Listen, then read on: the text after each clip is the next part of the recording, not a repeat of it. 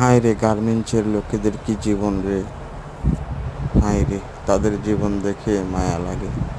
তারা এত কষ্ট করে, যা বলার মতো না। সারাটা দিন ডিউটি করেছে, ডিউটি করে বৃষ্টিতে ভিজতে ভিজতে এখন বাজে প্রায় রাত 2টা। বৃষ্টিতে ভিজতে ভিজতে তাদের বাসায় যাচ্ছে।